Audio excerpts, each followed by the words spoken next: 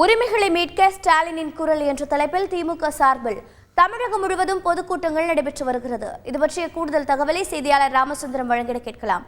ராமசுந்தரம், வணக்கம். தமிழகம் முழுவதும் எத்தனை இடங்களில் இந்த பொதுக்கூட்டம் நடைபெற்று வருகிறது? எந்தெந்த முக்கிய தலைவர்கள் திமுகவிலிருந்து பங்கேற்றிருக்கிறார்கள்? அதாவது டிசம்பர் 16, 17 மற்றும் 18ஆம் தேதிகளில் திமுக தலைமை கழகம் திமுகவுடைய பரப்புரை கூட்டங்கள், அதாவது நாடாளுமன்ற தொகுதிக்கான பரப்புரை கூட்டங்கள் நடத்தப்படும் என தலைமை கழகம் சார்பில் திமுக சார்பில் அறிவிக்கப்பட்டது.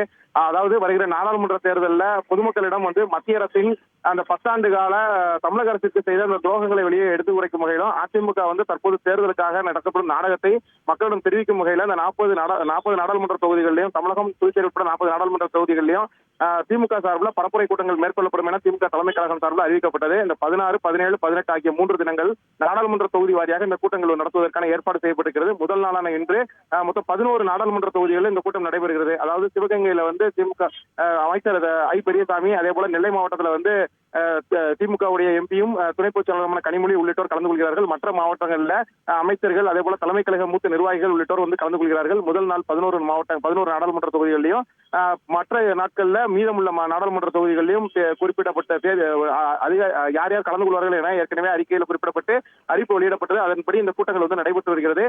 மக்களிடம் இந்த தமிழகத்திற்கு மத்திய அரசு செய்த துரோகங்கள் மற்றும் அதிமுகவின் நாடகங்களை எடுத்துரைக்கும் வகையில உரிமைகளை மீட்க ஸ்டாலினின் குரல் என்ற தலைப்பில் இந்த கூட்டங்கள் நடத்தப்பட்டு வருகிறது. கூட்டத்தில் திமுகவுடைய அனைத்து அணி நிர்வாகிகளும், அதே போல மூத்த நிர்வாகிகளும் கலந்து கொள்வார்கள் அறிவிக்கப்பட்ட நிலையில் இந்த கூட்டங்கள் தொடர்ந்து நடைபெற்று வருகிறது.